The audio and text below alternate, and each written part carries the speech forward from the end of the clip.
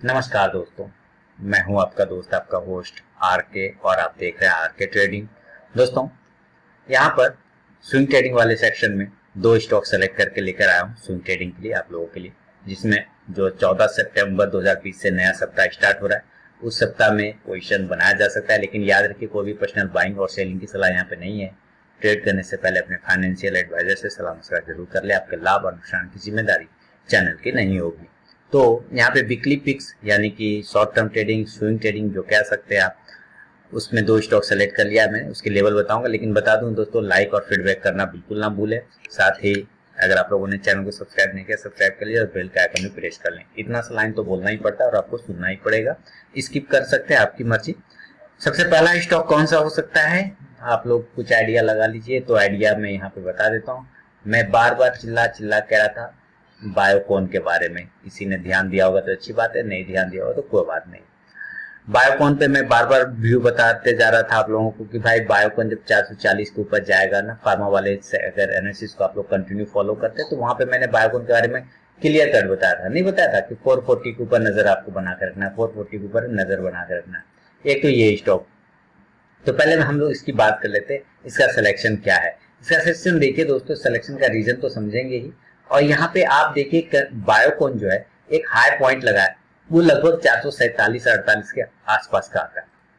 ये रहा इसका रेजिस्टेंस लेवल, ठीक है। तो ये रेजिस्टेंस लेवल हमने ड्रॉ कर दिया 447 के पास में, कोई टेंशन वाली बात यहाँ पे नहीं है। 200 ईएमए के ऊपर है क्लोज, ये भी आपको पता ही चल रहा है। लेकिन यहाँ से जब ये नीचे आ रहा था कंटिन्यू, आप ध्यान से देखिए। चलिए मैं इसको ऐसे ड्रॉ करता हूँ, ये देखिए इसकी ड्रॉइंग। यहाँ पर से पहले भी मैंने बाय करवाया था और दोबारा से मैं बाय करवाने की कोशिश कर रहा हूँ। अगर यहाँ पे पोजीशन उस लेवल को कट करता है तो बहुत अच्छा से आपको पोजीशन बनेगा। यहाँ पे देखिए, ये एक ट्रायंगल पैटर्न था, डिसेंडिंग ट्रायंगल पैटर्न, उसका ब्रेकआउट हुआ था और जबरदस्त ब्रेकआउट होने के बाद बायकॉन ऊपर की तरफ में गया। लेकिन जब ये 440 आप यहाँ पे देखेंगे ना, इस एक कैंडल पहले की जो बड़ी कैंडल है ना बियरिश वाले, अगर इस कैंडल को इग्नोर करते हैं तो आप देखेंगे कि बहुत बार इस जगह पे आने के बाद अपने आप को बहुत ही बेहतरीन तरीके से होल्ड करता है। मतलब कुछ इस प्रकार से मैं यहाँ पे ड्रॉ करता हूँ, ये देखिए यहाँ इतना सा लाइन पे आपको ध्यान देना। ये लाइन एक साइडवेज नहीं है, आपको पक्का साइडवेज लग रहा होगा नहीं। 1 2 3 4 5 6 7 8 दिनों तक मार्केट बिल्कुल साइडवेज रहा, उसके बाद नीचे का डाउनफॉल किया। अब ये यहाँ चला गया, तो ये 8 दिनों का रेजिस्टेंस है। ये 1-2 दिनों का रेजिस्टेंस नहीं है, ये 8 दिनों तक मार्केट ने इस प्राइस पर रजिस्ट किया है अपने आप को। अब मार्केट ने रजिस्ट करने का मतलब है कि ये जो है कितने का प्राइस आ रहा है, हमें ये देख लेते हैं। हम लोग देख रहे हैं कि भाई ये तो 440 का रेजिस्टेंस है। तो इसलिए मैं बार बार निफ्टी के फार्मा स्टॉक में आपको 440 के ऊपर ध्यान देने के लिए बोल रहा था। अब देखिए फ्राइडे को भी इसने जो हाई लगाया है वो 439.65 का लगाया, यानी 440 को ब्रेक नहीं कर पाया। इसका मतलब क्या है कि ये एक इंपॉर्टेंट रेजिस्टेंस का काम कर रहा है। तो इसका मतलब यहाँ पे हम लोग लिख सकते हैं ना कि रेजिस्टेंस लेवल 440 है ना। तो हमारी बाइंग कहाँ बनेगी इसमें, आपको ये समझ में आना चाहिए। लेकिन सिर्फ ये एक रीजन तो नहीं है कि भाई यहाँ पे एक रेजिस्टेंस है, यहाँ से ऐसा करके ऊपर की तरफ में जा रहा है, तो यहाँ पे आप ब्रेक करेगा तो बाय कर लेंगे। इसके साथ अगर आप लोग ये तो टेक्निकल बात कर लिया मैं ना, है ना। अब इंडिकेटर वाली बात अगर हम लोग बात करें, इंडिकेटर अगर आप लोग फॉलो करते हैं तो हम लोग कुछ इंडिकेटर भी देख लेंगे। चलिए, टेक्निकली चार्ट पे तो बुलिश हो गया, यानी कि ब्रेकआउट की तैयारी भी कर रहा है। सिर्फ उधर से नहीं, आप अगर ध्यान से देखेंगे, अगर आपको चार्ट रीडिंग आ रही है तो आप देखेंगे कि यहाँ से एक ट्रेंड लाइन का रेजिस्टेंस है। इसको देखिए, यहाँ से आप ध्यान से देखिए ना, ये ट्रेंड लाइन का एक रेजिस्टेंस है, उसको पास भी ये क्लेम कर रहा है बहुत अच्छे तरीके से। दैट मीन यहाँ से भी ये मजबूत हो सकता है ब्रेकआउट होने पे।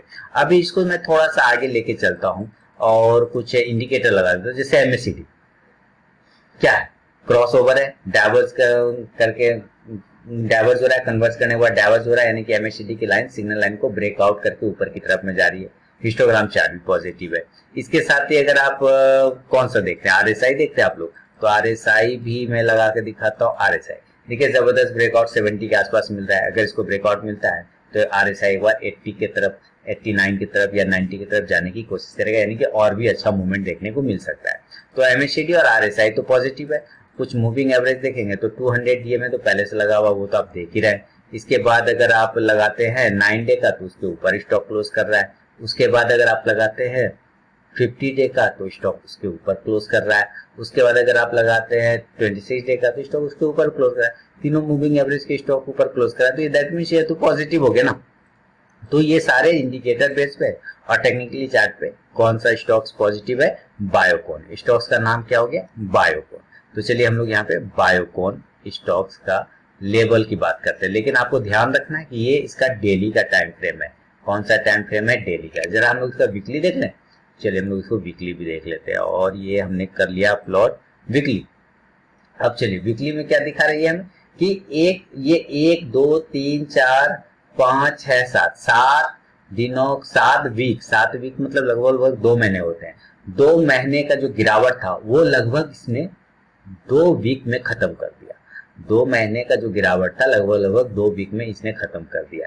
तो यहाँ पे पॉजिटिव मूवमेंट होने की संभावना यहाँ पे दिखाई दे रहा है बायोकॉन में वीकली के चार्ट पे। इसके वजह से जो होगा बायोकॉन का, दोस्तों हम लोग बाय साइड की बात करते हैं पोजीशन बनाने के लिए, तो हम लोग बाय कहाँ पे बनाएंगे, बाय एबव क्लोजिंग बेसिस पे 440, जो मैं बार बार आपको रिपीट कर रहा हूँ। जब ये 440 के ऊपर क्लोज करेगा ना तो हम लोग बाय का पोजीशन बनाएंगे।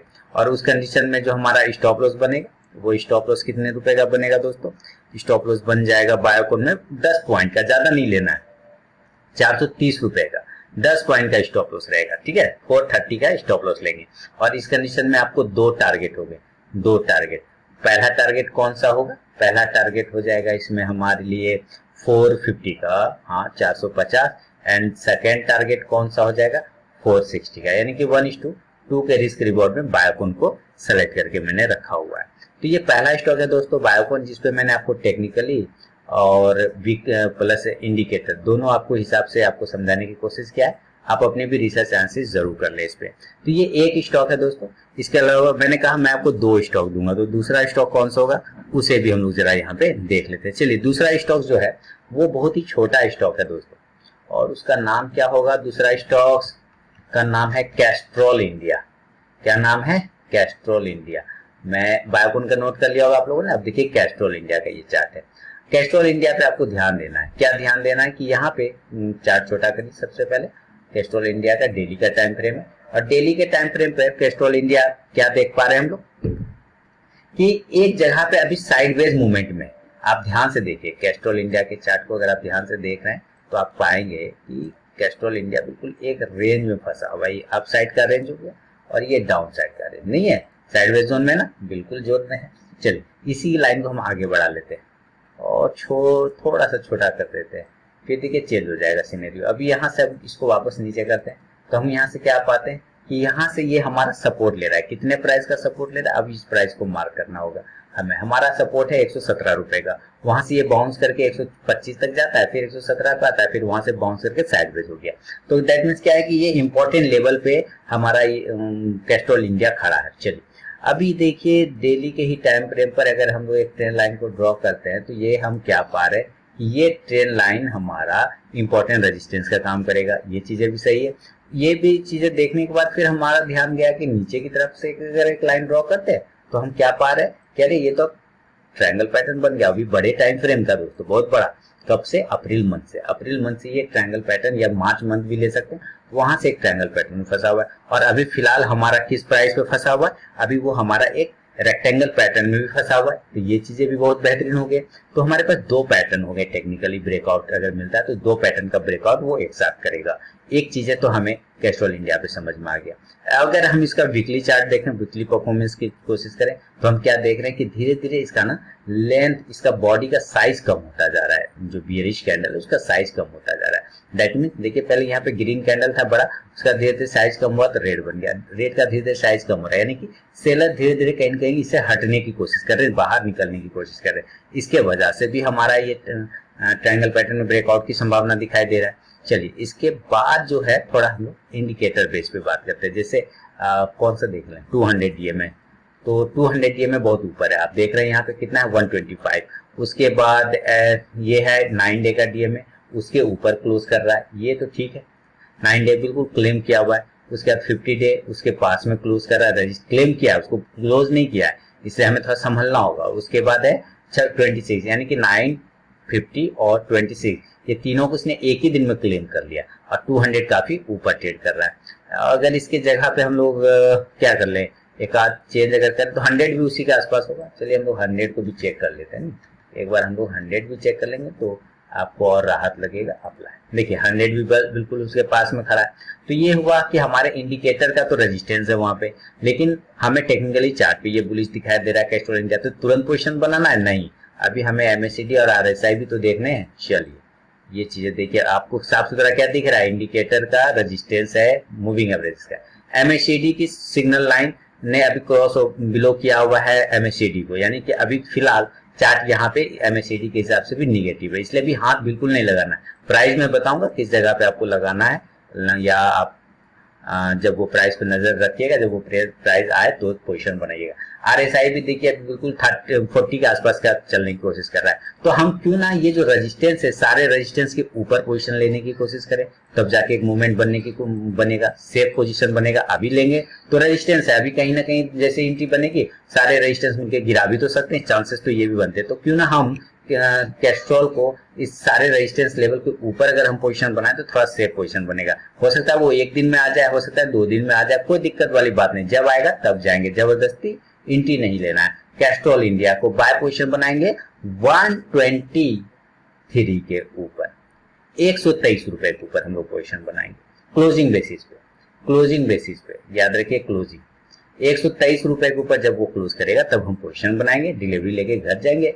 और स्टॉप लॉस कितने का लगाएंगे, स्टॉप लॉस 6 पॉइंट का लगाएंगे, 120 का, 120 रुपए का हमारा स्टॉप लॉस होगा कैस्ट्रॉल इंडिया में। और देन हमारा 2 टारगेट होगा, फर्स्ट टारगेट होगा कितना 126 का 126, बहुत ही छोटा सा है क्योंकि जितने का रिस्क आ रहा है वो टारगेट हमारा आएगा। सेकंड टारगेट थोड़ा बड़ा हो जाएगा 130, 130 रुपए का, तो ये पहला टारगेट है और ये सेकंड टारगेट। बड़ा टारगेट और भी हो सकता है 140 भी हो सकता है, लेकिन फिलहाल मुझे जहां तक दिखाई दे रहा है कि 130 तक ये आराम से जाने की संभावना है। अगर इसको ब्रेकआउट करके ऊपर निकलता है तो बेहतरीन तरीके से आपको रिजल्ट दिखाई दे सकता है कैस्ट्रॉल इंडिया में।